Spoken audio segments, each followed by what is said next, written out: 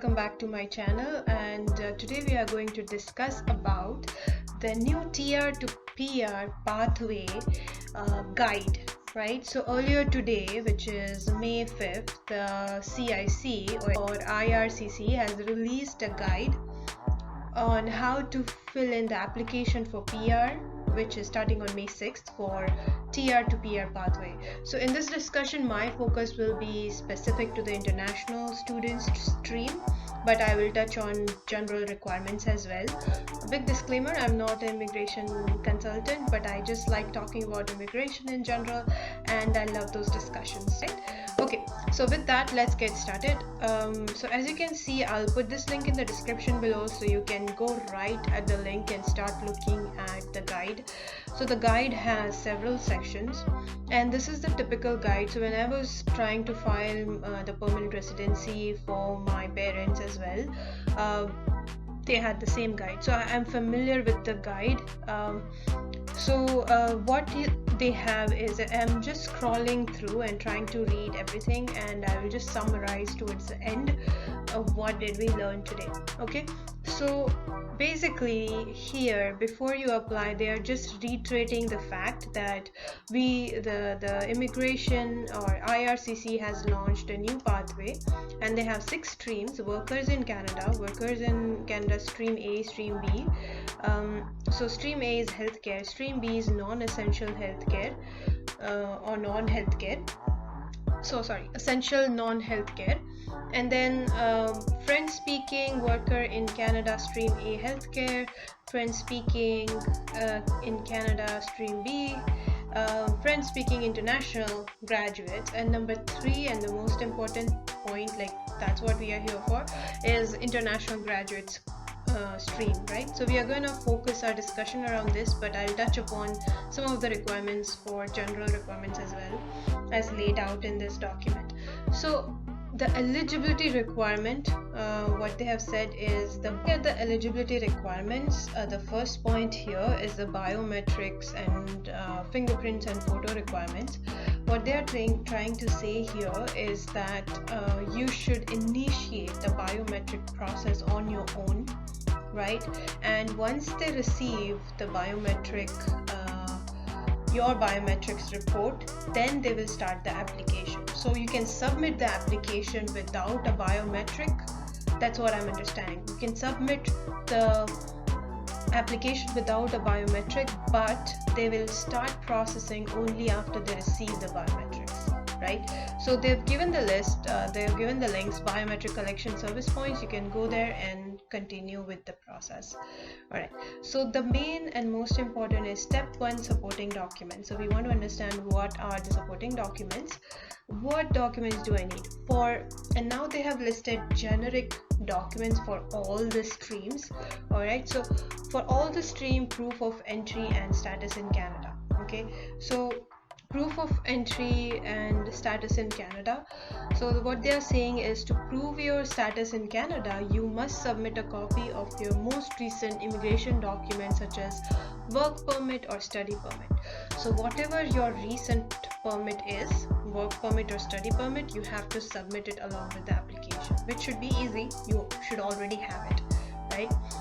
The second point here is that the proof of current employment in Canada, because all of these streams are related to some sort of employment, right? So and what they want to do, the IRCC or the immigration, they want to encourage people who are already working to boost the Canadian economy, and they don't want to promote someone who is not working at the moment and give them PR, right? So for them, it's more beneficial if you're working, and that's why they have these specific requirements around current employment in Canada. So let's look at what are those. So you must submit following as proof: copy of your work permit if applicable, an employer reference letter. Now this is the same format of letter which you would apply if you're applying for federal express entry program. It will be the same. So your typical reference letter will have the location of the work, specific period for your employment, so like starting, joining date, ending date. If it's current, then just the joining day is fine. Description of your roles and responsibilities. So they need to understand what kind of roles and responsibility you perform and the knock code associated, your annual salary, number of hours you work for a week. So to determine if it's a full-time or a part-time employment, they need to understand the number of hours, and it should be on a letterhead of the organization, your employer name, signature, full address, telephone number, email address, etc. should be also printed. Okay, so that is that. You must also include your recent pay stubs. Now in the express entry they don't have very specific requirements around pay stubs. They are like, as long as you have your roles and responsibility letter should be fine, but here they are very specific on saying that upload your pay stubs. So this is also important point. They want to see that you are currently working, so uploading your pay stubs is also very important. Then the third point here is proof of language proficiency. So when you apply, you will need to prove that you meet or exceed the minimum language requirements for your stream, and you will need to submit valid language tests to prove your eligibility to apply for tier to PR pathway. Okay, so this is something which you really need. You cannot apply without your language test, and if you open it, then it will give you like more information on minimum language requirements. And then now we are going into stream specific supporting documents. So so far the three which we discussed was your work permit, student permit, your proof of current employment, and your proof of language proficiency. All three is common regardless of any stream you're applying. These three sets of documents is mandatory. Okay, so keep that in mind. And the second thing, now we are going into different sets of requirements or supporting documents, and these are stream specific supporting documents. So I will not venture a lot into the stream A, stream B, but you can read through if you are interested. I will just directly go into the international graduates. So proof of your study completed. This is what I kind of also predicted, that obviously you're international student, so they want to make sure that you are definitely an international student, and so for that they will need your final transcript and a letter from the institution and or the formal notice of graduation. So basically it's a formal notice of graduation. My interpretation of this is also your the Ontario certificate which you get, that is also considered as a formal notice of graduation, right? So that is your final certificate. That should be okay. And a letter from your institution is if your college gives you a letter. So in some cases, while applying for postgraduate work permit, colleges give out that letter of completion, so you can reuse that letter. Scrolling down, you must provide proof that shows the type of credential granted, degree, diploma, certificate, or attestation, right? The length in terms of weeks, months, of years of the program that you are authorized to stay for the duration of the studies, the date of completion, the name of the school granted, the degree, diploma, attestation. You do not need to have a PGWP in order to qualify for the stream. Your DLI, however, must be eligible. So basically, if you have your graduation certificate, that should have on it, if it's a certificate, it's a diploma or a degree, right? So that's done. Your length in terms of your program of study can also be found in the offer of acceptance when you join a college, or it can also be found sometimes on the certificate or a letter or a transcript. So wherever you find it, attach it. And then that you are authorized to study.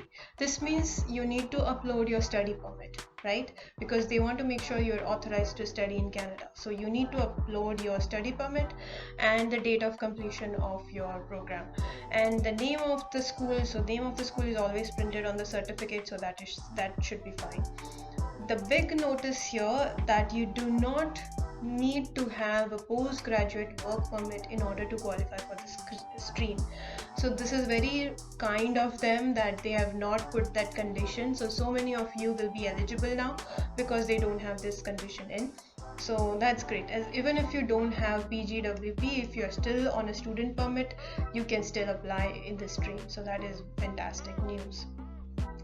And now if I scroll down, so let me read important information. If you do not provide all the requested information and the documents from the checklist, your application may be refused. Okay, if you do not provide everything, your application will be refused. So do not hurry. Do not hurry and submit random documents.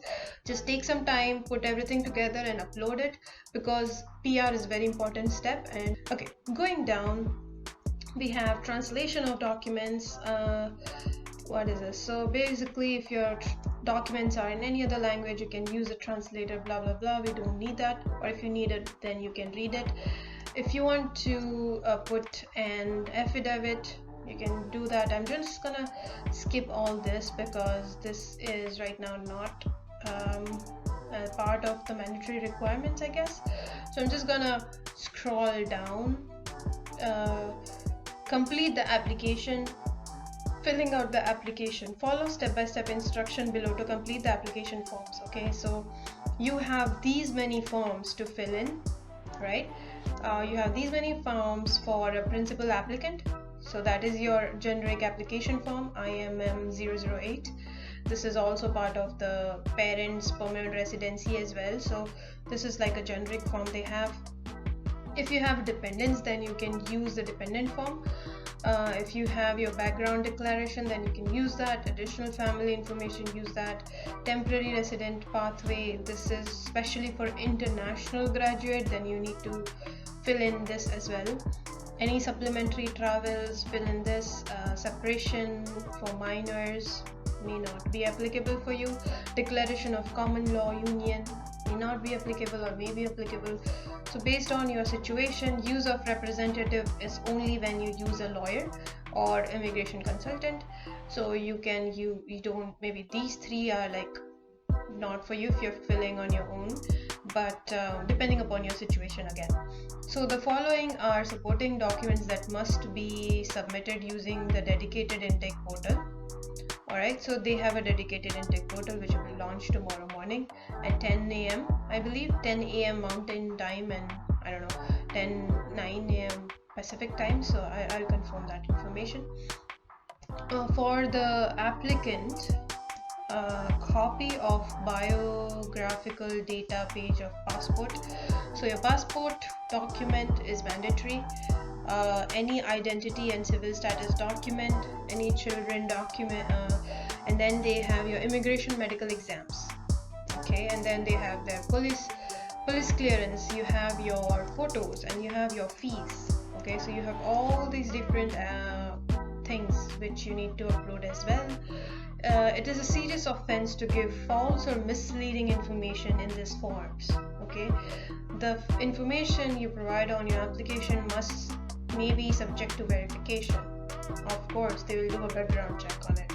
So put the right information in, and yeah, copy of, then there is like description of each one of these. So if you're married, then you put so first we'll talk about the passport. Your passport, they are only looking for the biographical data pages, which is the first two and the last two pages of your passport. But if I were you, I would just submit all the pages with stamps and visas just to be sure, because I want them to see my passport, right? So giving extra pages will not hurt at all.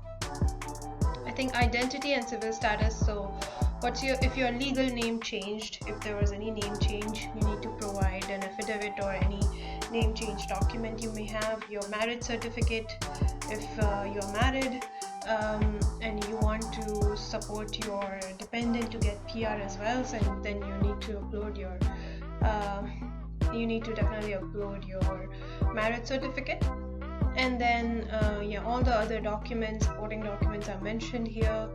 Children information, I'm gonna just roll over real quickly, but I'm gonna stop here for immigration medical exam. Now immigration medical exam you can only give using a panel physician. So this link will take you and you can filter the closest hospital or doctor providing this service, and you can book the immigration medical exam. So they have two options for you. If you've already completed, you follow this. If you have not completed or never completed IME, these are your options. So if you already completed, which is fantastic, you just upload the information printout sheet or IM0 upfront medical form report, whatever this is. So whenever you go for a medical, they'll give you a printed sheet. That is what you need to upload here. So it's very straightforward. But if you have never completed your immigration medical exam, okay, in this case what they are saying is that due to ongoing situation with COVID, some panel physician office may be closed or have limited appointment availabilities. If you're having difficulty getting an IME completed before you apply, please provide following, which is proof that a medical appointment is scheduled, including the name of the panel physician and the date and the time of the appointment, a letter of explanation of the best efforts. Okay, so these are the two things. So basically, if you have not booked a medical exam, you should book it now and show in the letter that you have booked it, and you should take screenshots of your booking confirmation and everything, create a letter and attach it and say that I tried my best, I booked it, but due to COVID or whatever reasons there's just no availability with the doctors or whatever your scenario is, right? So try to explain them. Depending upon who your visa officer is, they might be very generous in saying that, you know, don't worry, I mean, it's fine, medical, whenever you have it, they might they might give you an opportunity to resubmit, right? So you don't need to worry about that. Okay, so it's best to set up the appointment now and then attach those letters in if you haven't booked already. Now talking about the PCC, I think the same thing applies. For PCC, you must include your PCC, and then they have an option of saying if you cannot get a police certificate before applying due to COVID-19 restrictions due to ongoing situations, you may have difficulties in necessary police certificates. So basically what they are saying is that as long as you submit the proof of having requested police clearance, police certificate, you should be fine. An explanation of best efforts should be fine, and just explain why it got delayed. And then you have your photo requirements. Your digital photo should be within the last 6 months, and it should be photos must be taken. On the back of each photo, write the name and date of the person who appeared in the photo as well as the date when the photo was taken. Upload both sides of each photo. Okay, can you imagine? They are asking you to upload both sides. So it's not a digital photo, they are asking you to upload both sides of the photo. So kindly, do your part, go out and get the photos as well. And the fees, you have to pay the fees. This is the link. Go there and pay the fees and upload the receipts of the fees being paid. And so now if I scroll down, it is all the details about how to fill in each one of those forms, right? So I'm not going to go through all of them, but basically the high level requirements, let me just summarize for you. The high level requirements are your current work permit, your study permit, your job letter describing your roles and responsibility, your recent pay stub, your then they have things like your passport, your PCC, medical, your fees, your photos, your biometrics, all of these things we just discussed. And this guide, they have done their best in such a short time to describe whatever they could in this whole one pager. The main thing is also your proof of language proficiency, which is IELTS or CELPIP, so that is also very important. So hopefully this information helped you, and you can go directly to this site and read up, and hopefully you can understand some of the things. Feel free to comment below, and I'll be more than happy to discuss it further with you. But yeah, I was just trying to help by walking you through what is out there and what resources are available to you, so you can start filling these things up. Thank you so much. If I was able to help you even a little bit, please subscribe. Don't forget to subscribe and like and comment. Okay, thank you so much.